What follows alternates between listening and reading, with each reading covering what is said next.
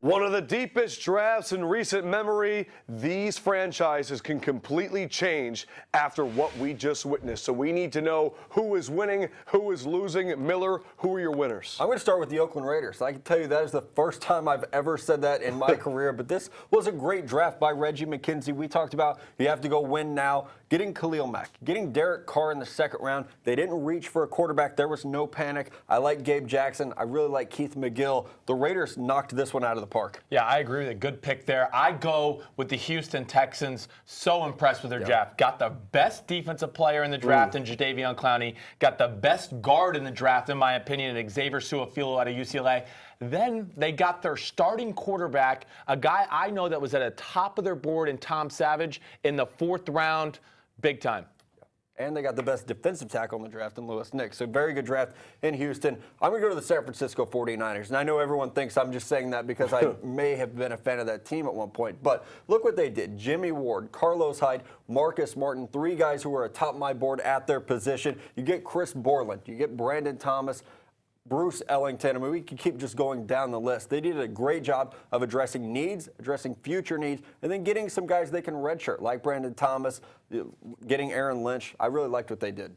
Yeah, another big-time winner team for me is the Chicago Bears. You want to talk about addressing some needs on the defensive side of the ball. Got one of my favorite corners in Kyle Fuller out of Virginia Tech. Then they addressed their horrible defense against the run last year. Got Will Sutton, got Ego Ferguson, so they add some depth and some good long-term players there. And then you got Kadeem Carey coming out of the backfield, a good all-around running back, going to help in the passing game, almost a minus version of Matt Forte. And then Brock Vereen as a free safety, a guy that you can be nickel or free safety. Bears did a tremendous job. What's really crazy is I was going to say the Bears, especially, don't forget they got David Fales. And while that might not be a great quarterback off the top, with Mark Trestman, it could be an interesting prospect down the line. You're right. They needed a backup, too. So that was a very good pick. With all the winners, there are losers. Unload them, Miller. The quarterbacks, especially these guys coming out of the SEC. Look at A.J. McCarron. He told everyone in the world he was going to the top 35, and he falls all the way to round 5.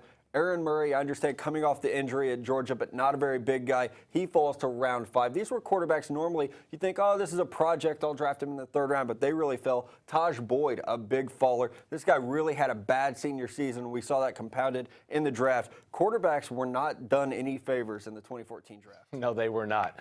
My biggest loser is the Cleveland Browns. Surprise. Well, I just have so many issues here. This might be a long segment. Okay. Well, you get Johnny Manziel, who I'm not crazy about. Tremendous risk. But you get him at 22. We got him at 22, and we think we know the owner pretty much drafted him. It was his draft pick. But now you got issues with Josh Gordon. Okay. He might not be there next year. Nate Burleson, broken arm. They don't draft a wide receiver in the draft. So you draft Johnny Manziel, put this huge investment, and then you're going to not put any players around him to give him a chance to succeed. Makes no sense to me at all. And then, well, that's all I got to say about the Cleveland Browns. That's it. That was it. You're sure there's not more? That was it. That just I don't understand their thought process through the draft. They really didn't get any weapons at all. I know there's more, and one of them's in the NFC South. The Carolina Panthers. You talk about not filling your holes. They got Kelvin Benjamin. I thought that was a huge reach in round 1. They have no left tackle. Jordan Gross retired. They've ignored the offensive line. Listen, I love Coney Ely. I thought he was a top 10 caliber player, so that's a good value in round 2. But where's the left tackle? You pick up a guy like Trey Turner, he's going to play guard. And then you start going secondary, Trey Boston,